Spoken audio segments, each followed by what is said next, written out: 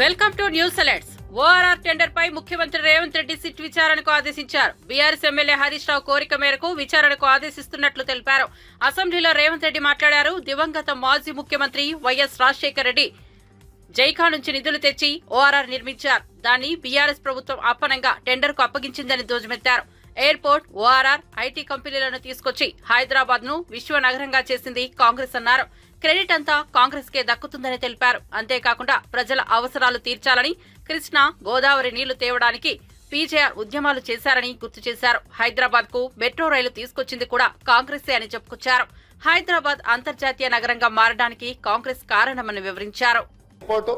Metro rail, IT కంపెనీలు, pharma కంపెనీలు, శాంతి భద్రతలను కాపాడడం, మత సామరస్యాన్ని పెంపొందించడం, ఇలాంటి ఎన్నో విధానపరమైన నిర్ణయాలు, కఠినమైన నిర్ణయాలు, రోజుకు 24 గంటలు నిరంతర విద్యుత్తు, ఒక్క నిమిషం కూడా పరిశ్రమలకు విద్యుత్ కోతలు ఉండకూడదు, 100% రోజుకు 24 గంటలు, సంవత్సరానికి 365 రోజులు విద్యుత్తు సరఫరాను నిరంతరాయంగా అందించినప్పుడే ఈ నగరానికి ప్రపంచ స్థాయి పెట్టుబడులు వచ్చి, పరిశ్రమలు వచ్చి ఈ నగరం అభివృద్ధి చెందుతుంది.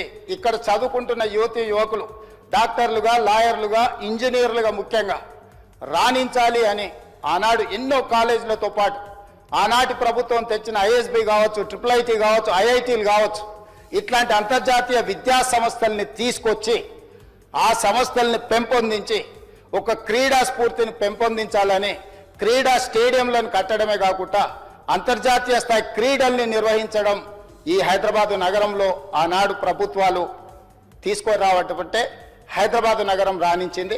అందుకే ఈరోజు మనము 2 లక్షల పైచిలకు కోట్ల బడ్జెట్కు చేరినామంటే ప్రధానమైన ఆదాయం ఇదే. వీటితో పాటు జలయజ్ఞంలో భాగంగా తెలంగాణ రాష్ట్రం ఎడారిగా మారిపోతుంది.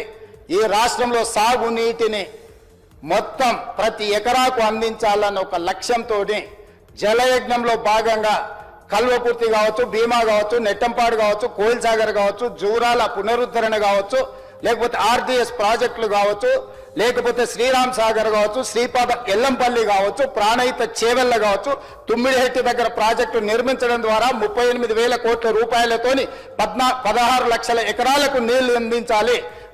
చేవెళ్ల ఎక్కడే ఆదిలాబాద్ లో తుమ్మిడిహెట్టిలో మొదలుపెట్టిన గోదావరి జలాలను చేవెళ్ల వరకు, వికారాబాద్, తాండూరు నా నియోజకవర్గం, మీ నియోజకవర్గమైన కొడంగల్ మన వికారాబాద్ వరకు తరలించాలని చేవెళ్ల దగ్గర దాదాపుగా 1,000 కోట్ల రూపాయలు ఖర్చు పెట్టి ప్రాజెక్టులను చేపట్టారు. ఆనాడు మనతో పాటు ధర్నాల పాల్గొన్న దురదృష్టవశాత్తు అటుపోయినా చేవెళ్ల ప్రాంతానికి ముఖ్యమంత్రి చంద్రబాబు నాయుడుపై మాజీ ముఖ్యమంత్రి వైఎస్ జగన్మోహన్ రెడ్డి మరోసారి విరుచుకుపడ్డారు. ఉమ్మడి అనంతపురం జిల్లా స్థానిక సంస్థల ప్రతినిధులు, పార్టీ నాయకులతో మాజీ ముఖ్యమంత్రి వైఎస్ జగన్మోహన్ రెడ్డి సమావేశమయ్యారు. ఈ సందర్భంగా నేతలతో జగన్ ముఖ్య విషయాలపై చర్చ జరిపారు. 6 నెలలు తిరగక ముందే చంద్రబాబు ప్రభుత్వం మీద తీవ్ర వ్యతిరేకత ఉందని, ఇంతటి వ్యతిరేకత గతంలో ఏ ప్రభుత్వం మీద లేదని తెలిపారు. ప్రతి కుటుంబానికి మనం మంచి చేశాం, కానీ చంద్రబాబు అంతకంటే ఎక్కువ చేస్తాడంటూ ప్రతి ఇంట్లో ప్రతి ఒక్కరికి ఒక్క హామీ ఇచ్చారు. మనం కూడా అలాంటి హామీలు ఇద్దామని చాలా మంది నాతో అన్నారు. గడిచిన 5 ఏళ్లలో చరిత్రలో ఎన్నడూ చూడని మార్పులు తీసుకొచ్చాం. ఎన్నికల మేనిఫెస్టోను పూర్తిగా అమలు చేశాం. మేనిఫెస్టోకు పవిత్రత తీసుకొచ్చాం. ప్రతి హామీని తూచా తప్పకుండా అమలు చేశామని మాజీ ముఖ్యమంత్రి అన్నారు. ఎవరు కూడా ఎక్కడా కూడా భయపడతారు. ఏమున్నా కానీ ఢీకొందాం. మీ అందరికీ పార్టీ తోడుగా ఉంటుంది. మీ జగనన్న మీకు అందరికీ అండగా ఉంటాడు. మొన్న సాగునీటి సంఘం ఎన్నికలు జరిగాయి. అది ఎందుకు ఎన్నికలు జరుపుతారో నాకే తెలియదుందా. ఎన్నికలు జరిగేసరికి ఒక ప్రజాస్వామ్యబద్ధంగా నువ్వు ఎన్నికలు జరిగేట్టుగా అయితే జరపండి ఎన్నికలు. అంతే తప్ప నుంచి నువ్వు నీ రైతులకు, నీ వాళ్లకు మాత్రమే ఎన్ఓసీలు ఇస్తారు, నో డ్యూ సర్టిఫికెట్లు ఇస్తారు. నీకు వ్యతిరేకంగా ఉన్న రైతులు, మామూలు రైతులు, సామాన్య రైతులకు నో డ్యూ సర్టిఫికెట్లు ఇవ్వకూడదు అని చెప్పి నువ్వు డిసైడ్ చేసుకున్నప్పుడు ఎందుకు ఎన్నికలు జరుపుతారు? గ్రామ స్థాయిలో ఇవ్వాల్సిన, సచివాలయ స్థాయిలో ఇవ్వాల్సిన విఆర్ఓలు, సచివాలయ స్థాయిలో ఇవ్వాల్సిన నో డ్యూ సర్టిఫికెట్లు సచివాలయ స్థాయిలో ఇవ్వకుండా మండల స్థాయిలోకి వాళ్ళందరినీ తీసుకొని వెళ్ళి ఆ సచివాలయాల్లో ఎవరు విఆర్ఓలు లేకోకుండా మండలాల్లో ఉండేట్టుగా చేసి పోలీసులను కాపలా పెట్టుకొని చేతుల పైకెత్తించి ఎన్నికలంట. ఎందుకు ఎన్నికలు జరుపుతారు? అది జరిగించి ఆ రకంగా ఎన్నికలు బుల్డోజ్ చేసి రైతులందరూ సంతోషంగా ఉండారు అని అంటారు. నిజంగా రైతులు సంతోషంగా ఉండారా లేదా అన్నది తెలియాలి అని అంటే ఒక్కసారి రాజీనామాలు చేసి బయటికి రండి, అప్పుడు అర్థమవుతుంది రైతులు సంతోషంగా ఉన్నారా, రైతులు సంతోషంగా లేరా, పెట్టుబడి సహాయం 20,000 ఏమైందని చెప్పి రైతులు అడుగుతూ ఉండేది అర్థమైంది, ఉచిత పంటల బీమా ఏమైందని రైతులు అడుగుతూ ఉండేది అర్థమవుతుంది, ఆర్బీకేలు ఎందుకు సరిగ్గా పనిచేయడం లేదని చెప్పి రైతులు అడుగుతూ ఉన్నది అర్థమవుతుంది. ఇవన్నీ అర్థం కావాలి అని అంటే ప్రజాస్వామ్యబద్ధంగా ఎన్నికలు జరిగితే అర్థమవుతుంది. కుప్పం ప్రభుత్వ కళాశాల విద్యార్థులతో నిర్వహించిన ముఖాముఖిలో ఏపీ సీఎం చంద్రబాబు సతీమణి నారా భువనేశ్వరి నవ్వులు పూయించారు. ఓవైపు జీవిత వికాస పాఠాలపై అవగాహన కల్పిస్తూనే వారితో సరదాగా ముచ్చటించారు. బాలయ్య నటించిన సినిమాల్లో ఫేవరెట్ ఏంటి, డైలాగ్స్ ఏవి ఇష్టం అని విద్యార్థులు ఆమెను అడిగారు. ఆమె బాలకృష్ణ సినిమా డైలాగ్ చెప్పడంతో విద్యార్థులు కేరింతలు కొట్టారు. వాళ్ళిద్దరిలో ఉన్నటువంటి స్ట్రైకింగ్ క్వాలిటీస్ ఏంటో చెప్పగలరా? చంద్రబాబు నాయుడు గారు చాలా సీరియస్ పర్సన్. ఆయన అట్లా సీరియస్గా I mean to say he's super focused. Yeah, and Lokesh is a very grounded. Chandrababu Naidu గారి కొడుకని కానీ సీఎం గారి కొడుకని కానీ అది ఉండదు. Like to be known as Lokesh mother, not Chandrababu Naidu son. So అతను కూడా అదే అంటాడు. నందమూరి తారక రామారావు గారు కూడా ఆయన ద సేమ్. ఆయన ఎంత పెద్ద యాక్టర్ అయినా పొలిటికల్ లీడర్ అయినా కూడా ఆయన ఎప్పుడు హార్డ్ వర్కింగ్. మీ నాన్నగారు ఎన్టీఆర్ గారు, మీ భర్త నారా చంద్రబాబు నాయుడు గారు, వీళ్ళిద్దరు కాకుండా మీరు ఇన్స్పైరింగ్ గా తీసుకునే పర్సన్ ఎవరు? టు టెల్ ద ట్రూత్, నేను ఇప్పుడే చెప్పాను, కాలేజ్లో it was just fun. My life was just have fun. ఏదో చదువుకోవటం, పాస్ అవటం, ఓకే పాసింగ్ మార్క్స్ వచ్చిందా ఇనఫ్, అట్లా పెరిగిన దాన్ని నేను. దాని తర్వాత ఆఫ్టర్ ఐ డెంట్ హ్యావ్, నాకేమీ ఒక hero or any, I mean to say ఇతనిలాగా ఈవిలాగా నేను అవ్వాలనేది నేను ఎప్పుడు అనుకోలేదు. So I got married when I was only 19 years. So 19 ఏళ్ళకే నాకు పెళ్ళి అయిపోయింది. As soon as I got married, it was Chandrababu Naidu garu. I used to see his hard work. ఇప్పుడు కూడా అనుకుంటా ఆయన చేస్తే నేను ఎందుకు చేయలేను. సింగిల్ మదర్గా అతన్ని పెంచి పైకి తీసుకొచ్చాను. I was very very disciplined with him, and నన్ను ఎప్పుడు హిట్లర్ అని పిలిచేవాడు. వాడి ఫ్రెండ్స్ కూడా చెప్పేవాడు, ఇంట్లో హిట్లర్ ఉంది, లేకపోతే వెళ్ళకపోతే నాకు దెబ్బలు పడతాయని. సో నమస్తే అమ్మా. బాగున్నారా మేడం? I'm super. ఫ్యామిలీ బాగుందా మ్యామ్? ఏంటమ్మా ఫ్యామిలీ? ఓయా, ఫ్యామిలీ నాకంటే మీరే ఎక్కువ చూస్తారు. బాలయ్య బాబు ఆయన చాలా మూవీస్ తీశారు మ్యామ్. దాంట్లో మీకు నచ్చిన మూవీ ఏది? దాంట్లో మీకు నచ్చిన డైలాగ్ ఏది? ఒక్కసారి మా అందరి కోసం. నేను సినీ రంగంలో పుట్టిన పెరిగిన సినిమాలు చాలా తక్కువ చూస్తాను. బాలకృష్ణ గారిది మీ అందరికి చెప్పాలి, అందరూ అనుకుంటారు ఆయన తమ్ముడు అని. I feel very bad. He's not my younger brother, he's my older brother. మా అన్న 2 సంవత్సరాలు పెద్ద. అందరూ వచ్చి మీ తమ్ముడు ఎట్టున్నారు అని అడుగుతారు. I don't like it. అయితే లేదండి, ఆయన మా అన్న, తమ్ముడు కాదని ఎప్పుడు గుర్తు చేస్తూ ఉంటాను. Narasimha Naidu and Samarasimha Reddy, Akhanda, I like అఖండ. ఒక్క డైలాగ్ మా కోసం. డైలాగ్లా నా వల్ల కాదు. Please ma'am. I'm very bad at all that. ఇప్పుడే చెప్పాను కదా, మా సినిమాలన్నీ చాలా తక్కువ చూస్తాను. ఈ డైలాగులు అసలు నా వంట పట్టదు. ఇట్లా ఆఫీస్లో లెక్చర్స్ ఇవ్వటం కానీ, మీ పిల్లలందరికీ లెక్చర్స్ ఇవ్వ.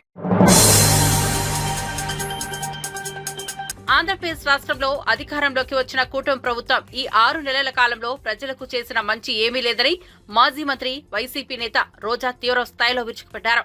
కేవలం వైసీపీ నేతలపై కక్ష సాధింపు చర్యలు తప్ప ప్రజలకు చేసిన మంచి లేదన్నారు. కూటమి ప్రభుత్వ హనీమూన్ కాలం అయిపోయిందని, నీతిమాలిన రాజకీయాలు చేస్తున్న కూటమిని అందరూ ఒక్కటే ఎదుర్కొంటామని మాజీ మంత్రి రోజా పేర్కొన్నారు. తెలుగుదేశం పార్టీ అధికారంలోకి వచ్చిన తర్వాత ఈ 6 నెలల కాలంలో ఈ నియోజకవర్గానికి వాళ్ళు ఏం చేశారు అని అడిగితే ఇలా వైఎస్ఆర్ కాంగ్రెస్ పార్టీకి స్ట్రాంగ్ గా ఉన్న లీడర్లు, పేద ప్రజల కోసం పనిచేసే లీడర్ల ఇంటి ముందు గుమ్మాలు కొట్టడం, వాళ్ళ పొలాలకి అడ్డంగా గోడలు కట్టడం, అలాగే వాళ్ళ మీద తప్పుడు కేసులు పెట్టి పోలీసులతో వాళ్ళని బెదిరించడం, ఇలాంటి నీతిమాలిన చర్యలు చేస్తున్నారే తప్ప వాళ్ళు ఇచ్చిన సూపర్ 6 గాని లేదా మిగతా వాగ్దానాలు గాని ఏవీ నెరవేర్చకుండా ఏ విధంగా ప్రజల్ని మోసం చేశారో ప్రజలందరికీ ఇప్పుడే అర్థం అయిపోయింది. కానీ దురదృష్టం ఏంటంటే ఈ పంచాయతీలో తాగే నీళ్ల దగ్గర నుంచి ప్రజలకి అన్ని అందుబాటులోకి తీసుకొచ్చే సచివాలయం, ఆర్బీకే సెంటర్ అన్ని కూడా ఇక్కడ లీడర్లు వాళ్ళ ల్యాండ్ ఇచ్చి కట్టించి ప్రజలకు అన్ని అందుబాటులోకి తీసుకొచ్చారు. కానీ తెలుగుదేశం గతంలో 14 సంవత్సరాలు అధికారంలో ఉన్న చంద్రబాబు నాయుడు అప్పుడు ఏం చేయలేదు, ఇప్పుడు అధికారంలోకి వచ్చాక ఇప్పుడు కూడా ఏం చేయకుండా వాళ్ళు ఫెయిల్యూర్ అయిన విషయాన్ని కప్పిపుచ్చుకోవడానికి ఈ విధంగా కొంతమందిని టార్గెట్ చేసి వైఎస్ఆర్ కాంగ్రెస్ పార్టీ లీడర్ని వేధించడం, భయభ్రాంతులు చేయాలన్న ఆలోచనతో ముందుకు వెళ్తున్నారు. వాళ్ళు అర్థం చేసుకోవాల్సింది ఒక్కటే, మా నాయకుడు జగన్మోహన్ రెడ్డి గారు భయం అనేది ఆయన బ్లడ్ లో లేదు. ఆయన వెనక పనిచేస్తున్న మేమందరం కూడా జగనన్న సైనికులుగా ముందుకు వెళ్తున్నాం. ఎవరికి భయపడే పరిస్థితి లేదు. ఎందుకంటే వైఎస్ఆర్ కాంగ్రెస్ పార్టీలో మేము ఎవరు తప్పు చేయలేదు. 5 ఏళ్లు కూడా ప్రజలకి మంచే చేశాం, నియోజకవర్గాలన్నీ అభివృద్ధి చేశాం.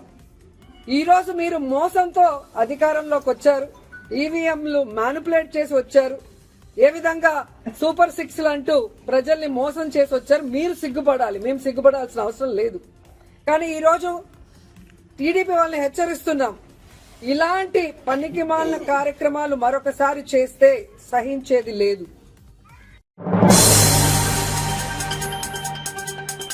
సంక్రాంతి తర్వాత తెలంగాణలో అర్హులైన కుటుంబాలకు కొత్త రేషన్ కార్డులు ఇస్తామని మంత్రి ఉత్తమ్ కుమార్ రెడ్డి ప్రకటించారు. రాబోయే 2 నెలల్లో రేషన్ దుకాణాల్లో దొడ్డు బియ్యం స్థానంలో సన్న బియ్యం అందిస్తామని స్పష్టం చేశారు. పీడీఎస్ బియ్యంతో వ్యాపారం, ట్రాన్స్పోర్ట్, రీపాలిషింగ్ చేసిన కఠిన చర్యలు తీసుకుంటామని మంత్రి హెచ్చరించారు. రేషన్ డీలర్స్ కి ఇన్సూరెన్స్ విషయంలో కూడా ప్రభుత్వం ఆలోచన చేస్తుంది. ఇల్లీగల్ పీడీఎస్ ట్రేడింగ్ అనేది ఇది జరుగుతున్న మాట వాస్తవం. ఎందుకంటే ఇప్పటి వరకు ఏదైతే రేషన్లో మనం ఇస్తున్నామో అది కోర్స్ గ్రెయిన్స్, దొడ్డు బియ్యం, దాని కన్జంప్షన్ తక్కువై మరి అది బ్లాక్ మార్కెట్లో వచ్చి రీపాలిషింగ్ అయి రకరకాలుగా జరుగుతుంది. ఇటువంటి ఇల్లీగల్ ప్రాక్టీసెస్ తగ్గించడానికి, అదేవిధంగా నిరుపేదలందరికీ, బీపీఎల్ ఫ్యామిలీస్ అందరికి కూడా సరి అయిన మరి రైస్ ఇవ్వడానికి ముఖ్యమంత్రి గారు క్యాబినెట్ తీసుకున్న ఒక విప్లవాత్మక నిర్ణయం ప్రకారం మేము ఇంకో 1-2 నెలల్లో అందరికీ ఇప్పుడైతే ఏదైతే 6 కిలోల బియ్యం ఎవ్రీ ఇండివిజువల్కి ఉచితంగా ఇస్తున్నామో అది ఇప్పుడు కోర్స్ గ్రెయిన్స్, దొడ్డు బియ్యం ఇవ్వడం జరుగుతుంది. అది మొత్తం రాష్ట్రంలో అందరికి కూడా సన్న బియ్యం ఇచ్చే ప్రక్రియ మొదలు పెట్టబోతున్నాము 1-2 మంత్స్లో. అదేవిధంగా రైస్ మిల్లర్లు కానీ ఎవరైనా సరే ట్రాన్స్పోర్టర్స్ కానీ పీడిఎస్ రైస్ ఎవరైనా దాని మీద వ్యాపారం చేయడం కానీ, ట్రాన్స్పోర్ట్ కానీ మరి దాన్ని రీవర్క్ చేసి రీపాలిషింగ్ చేస్తే వాళ్ళ మీద చాలా కఠినమైన చర్యలు తీసుకుంటున్నాం. గౌరవ ముఖ్యమంత్రి గారు క్యాబినెట్ తీసుకున్న నిర్ణయం మేరకు ఈ సంక్రాంతి తర్వాత రాష్ట్రంలో ఎంతమంది బీపీఎల్ కుటుంబాలు ఉన్నారో, ఎంతమందికి ఎలిజిబిలిటీ ఉందో అందరికీ రేషన్ కార్డు ఇవ్వబోతున్నామని చెప్పి నేను మనవి చేస్తున్నాను. ఈ మధ్య అంటే పోయిన ప్రభుత్వంలో ఒక 4,000 కొత్త తండాలు గ్రామ పంచాయతీలుగా ఏర్పడ్డాయి. అక్కడ ఎక్కడెక్కడైతే వయబిలిటీ ఉంటుందో తప్పనిసరిగా కొత్త రేషన్ షాప్స్ ఇస్తాము. కానీ మా అనుభవం ఏంటంటే మరీ ఎక్కువ రేషన్ షాప్స్ ఇచ్చినా ఉన్న వాళ్ళకి ఒక్కొక్కరికి వాళ్ళ దగ్గర ఉన్న రేషన్ తగ్గిపోయి వయబిలిటీ కావడం లేదు. సో అందుకోసమే మరి మేము ఎక్కువ రేషన్ షాపులు ఇవ్వడానికి మాకు ఎటువంటి ప్రాబ్లం లేదు. కానీ రేషన్ షాప్ ఎవరికైతే ఇస్తామో వాళ్ళకి వయబిలిటీ ఉండే విధంగా కూడా చూసుకోవాల్సిన అవసరం ఉంది. కాబట్టి అది పరిశీలన చేస్తున్నామని చెప్పి మనవి చేస్తూ స్పీకర్ గారికి ధన్యవాదాలు. తిరుమల శ్రీవారిని పలువురు రాజకీయ ప్రముఖులు దర్శించుకున్నారు. లక్షద్వీప్ గవర్నర్ ప్రఫుల్ కోడా పటేల్, తెలంగాణ మాజీ మంత్రులు శ్రీనివాస్ యాదవ్, శ్రీనివాస్ గౌడ్, ఎమ్మెల్యే పుట్టా సుధాకర్ యాదవ్ వీఐపీ ప్రారంభ విరామ దర్శన సమయంలో వేరువేరుగా స్వామివారి సేవలో పాల్గొన్నారు. టీటీడీ ఆలయ అధికారులు వారికి స్వాగతం పలికి దర్శన ఏర్పాట్లు చేశారు. తిరుమలలో తెలంగాణకు చెందిన భక్తులు, ప్రజాప్రతినిధులు, వ్యాపారవేత్తలపై టీటీడీ చిన్నచూపు చూస్తోందని మాజీ మంత్రి శ్రీనివాస్ గౌడ్ ఆరోపించారు. తిరుమలలో తెలంగాణ నాయకులు ప్రజలను సమానంగా చూసేలా సీఎం చంద్రబాబు చొరవ తీసుకోవాలని కోరారు. టీటీడీ పాలక మండలి కూడా, ఎందుకంటే ఏర్పడిన తర్వాత ఎలాంటి డిఫరెన్స్ లేకుండా దర్శనాలు అన్నీ జరిగినాయి. కానీ ఈరోజు ఇక్కడ పరిస్థితి చూస్తుంటే తెలంగాణ సామాన్య ప్రజలకు కానీ, తెలంగాణ రాజకీయ నాయకులకు కానీ, తెలంగాణ సంబంధించినటువంటి వ్యాపారవేత్తలకు కానీ ఇక్కడ కొంత డిఫరెన్సెస్ అనేది కనిపిస్తూ ఉంది. ఇది మంచి పరిణామం కాదు. ఎందుకంటే టీటీడీ పాలక మండలి అంటే మాకు గొప్ప గౌరవం. దేవుడు, తిరుపతి దేవుడు అంటే మాకు ప్రపంచానికి దేవుడు. ఈ ప్రాంతంలో ఉన్నంత మాత్రం ఈ ప్రాంతం మాది అని దేవుని విషయంలో అనుకుంటూ వెళ్ళలేదు. అలా చేస్తే దేవుని కూడా కోపం వస్తుంది. తెలంగాణ ప్రజలకు, ఆంధ్ర ప్రజలకు, తెలంగాణ నాయకులకు, ప్రజాప్రతినిధులకు, ఆంధ్ర నాయకులకు, వ్యాపారవేత్తలకు ఈక్వల్గా ఉండాలి. ప్రజలకు, రాజకీయ నాయకులకు కానీ, వీఐపీలకు కానీ, మామూలులకు కానీ, వ్యాపారవేత్తలకు కానీ, భక్తులకు మాత్రం భేదం కనిపిస్తూ ఉంది. అనుభవజ్ఞుడైనటువంటి ముఖ్యమంత్రి గారు మరి దీన్ని సరిచేయాల్సిన బాధ్యత ఉంది. మేము ఏనాడైనా ఈ 10 సంవత్సరాల కాలంలో ఏనాడైనా మేము ఆంధ్ర వాళ్ళ ప్రజలను కానీ, ఆంధ్ర వ్యాపారస్తులను కానీ, మేము హైదరాబాద్లో కానీ, తెలంగాణలో కానీ ఏనాడైనా భేదాభిప్రాయం చూసినామా? ఆంధ్రప్రదేశ్ ఉన్నప్పుడు కూడా తెలంగాణలో ఎక్కడ నీళ్లు ఉంటే, ఎక్కడ కాలువలు ఉంటే, ఎక్కడ కాలువలు ఉంటే అక్కడ ఆంధ్ర వాళ్ళు వచ్చి వ్యవసాయం చేసేది. ఎప్పుడు కూడా వాళ్ళను భేదాభిప్రాయం చేయలేదు. సరే వాళ్ళు పని చేసుకుంటున్నారులే అనుకొని మేము అనుకున్నాం. కానీ ఇంత డిఫరెన్సెస్ ఉంటావని ఇప్పుడు చూస్తున్నాం 10 ఏళ్ళ తర్వాత. ఇది మంచిది కాదు. ఈరోజు మేము హైదరాబాద్లో కానీ, తెలంగాణలో టీటీడీ వాళ్ళకు కళ్యాణ మంటపాలు కానీ, గుళ్ళకు కానీ ఎన్నో ప్లేస్ ఇచ్చి, అంటే మాకు గొప్ప సంకల్పంగా భావిస్తాం. టీటీడీ వాళ్ళ కళ్యాణ మండపం కడుతున్నారంటే గొప్ప అదృష్టంగా భావిస్తాం. టీటీడీ కూడా వచ్చిందంటే ఉంది. కానీ ఇక్కడ అసలు రూమ్స్ అడిగితే పట్టించుకునే వాళ్ళు లేరు. దర్శనం కాడ చాలా ఇబ్బంది పడతాం. సరి చేసుకోవాలి. ఎందుకంటే మనము అన్ని రాష్ట్రాలు వేరు, మన 2 రాష్ట్రాలు వేరు. మనకు రక్త సంబంధం ఉన్న రాష్ట్రం ఇది కోరుకోరు. కనుక కలిసిమెలిసి అందరూ ఉండడానికి బాధ్యత. ఇది చాలామంది చెప్పారు, బాధల నుంచి కూడా వెళ్ళిపోతారు అన్నమాట. ఇది చెప్పకుండా ఎవరు చెప్పకుండా పోతే, సరి చేసుకోకపోతే అక్కడ హైదరాబాద్లో కూడా ఇబ్బంది వస్తుంది. మాకు ఇప్పుడు అనిపిస్తుంది, నాకు అనిపిస్తుంది. నేను ఆ రోజు రాష్ట్ర విభజనలో ఒక ప్రముఖంగా కేసీఆర్ గారు వెంబడి కావచ్చు, అన్ని పార్టీలు వెంబడి అందరూ కూడా ఎవరెవరైతే పార్టిసిపేట్ వాళ్ళ వెంబడి ఉన్న వ్యక్తిగా, మేము ఒక ఉద్యమాన్ని నడిపిన వ్యక్తిగా ఈరోజు మాకు అనిపిస్తుంది, అరే మనం ఒక్కనా డిఫరెన్స్ చూపోతుంది. ఇలా ఏం మనం తెచ్చిన గవర్నమెంట్లో హైయెస్ట్ వాళ్ళు కాంట్రాక్ట్ వాళ్ళే, పదవులు అనుభవించిన వాళ్ళు ఎక్కువ శాతం ఇది ఆర్థికమైనటువంటివి. తెలంగాణ అసెంబ్లీలో బీఆర్ఎస్ నేత హరీష్ రావు, కాంగ్రెస్ నేత రాజగోపాల్ రెడ్డి మధ్య తీవ్ర వాగ్వాదం చెలరేగితే హరీష్ రావు అనుచిత వ్యాఖ్యలు చేశారంటూ రాజగోపాల్ రెడ్డి మండిపడ్డారు. హరీష్ క్షమాపణ చెప్పాలని డిమాండ్ చేశారు. తన పట్ల వాడిన పదం అభ్యంతకరంగా ఉందని, అందుకు కాంగ్రెస్ సభ్యులే తనకు క్షమాపణ చెప్పాలని హరీష్ రావు అన్నారు. నేను అన్నోళ్ళే అన్నా, అనకపోతే లేదు. నన్ను ఎవరన్నా అంటే వాడిని నేను అన్నా, అనకపోతే లేదు. Right.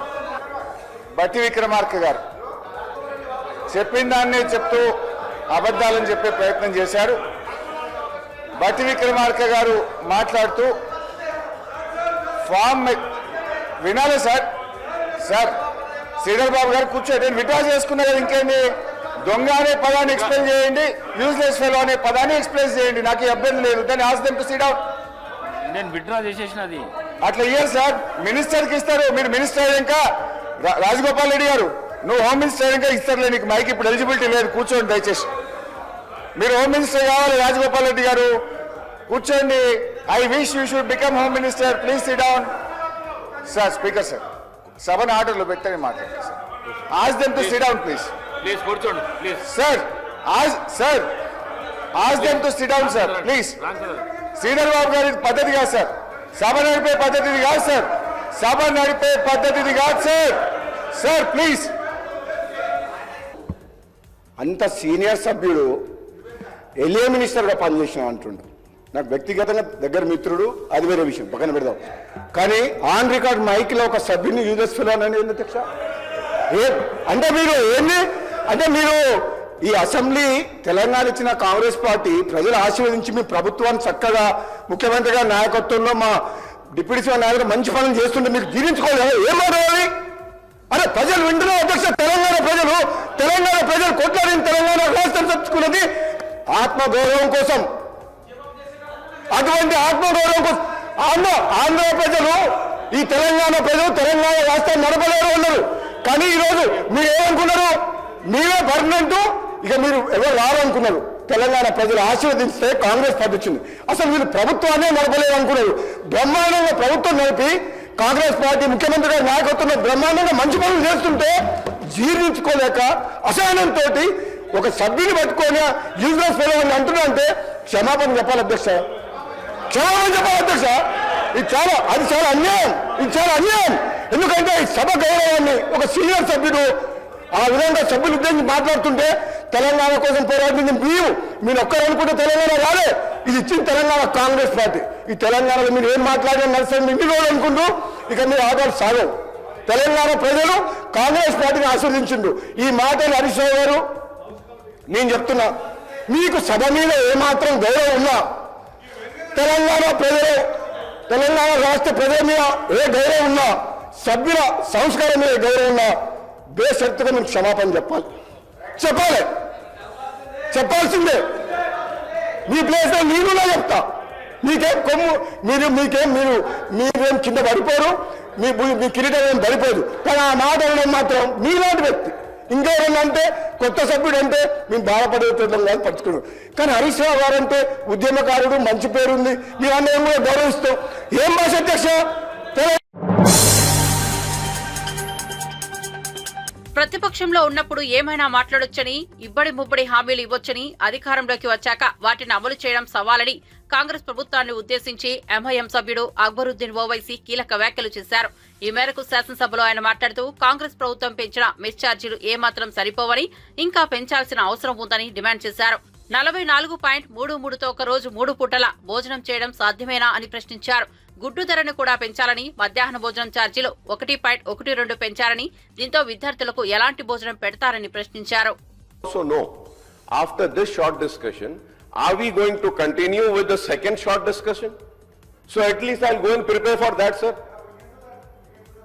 If we are doing that and not going for the bills, we need a clarification, sir, so that we can at least prepare ourselves, sir. I request you to please come for the rescue, sir. And once again, I'm saying I'm not questioning your authority at all, sir. You have all the rights to take, sir. But it is the parliamentary practice where all the floor leaders are being taken into, confidence कि भाई CM साहब को जाना है, minister साहब को कहीं जाना है या कुछ मीटिंग है, जरा पहले ये ले लेंगे. तो we can go and prepare, sir. At least इतना तो coordination करो, sir. Sir, in parliament, whenever the parliament is announced, they announce the parliament will start on this day, it will end on this day. Still we do not know when are we ending the session. Every time the BSc is conducted, sir, whatever decision has been taken in BSc, it is circulated. Up till now, we don't know. Only one sentence came, speaker will decide. Yes, sir, your authority, you have the authority, you can decide. But the question is, when are we going to decide? If the government is unable to run the house, so I can understand and imagine how they are running the government, sir.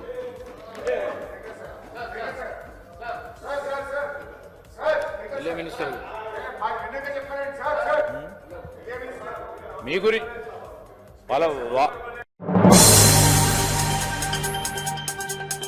Rahul Gandhi తనతో అసభ్యంగా ప్రవర్తించారంటూ నాగాలాండ్ మహిళ BJP MP Konyak సంచలన ఆరోపణలు చేశారు. Ambedkar వివాదంతో parliament ముందు నిరసన తెలుపుతున్న టైంలో రాహుల్ గాంధీ ప్రవర్తనతో తాను ఇబ్బందిగా ఫీల్ అయ్యానని చెప్పారు. రాజ్యసభలోని ఈ అంశంపై మాట్లాడిన కొన్యాక్ ఆ తరువాత రాజ్యసభ చైర్మన్ జగదీప్ ధన్ఖర్ కు దీనిపై లేఖ రాశారు.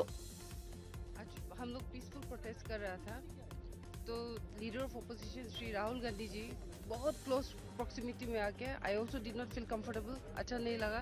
फिर वो ही स्टार्टेड शाउटिंग. ये ऐसे नहीं होता है क्योंकि हम लोग प्रोटेस्ट जब करते साइड में कॉर्डन ऑफ करके सिक्योरिटी पर्सनल से वो जाने के लिए जगह बनाया था, तो हम लोग वहाँ प्रोटेस्ट कर रहा था. वो आके बहुत क्लोज प्रॉक्सिमिटी में वो ऐसे थ्रेटनिंग पोस्ट में.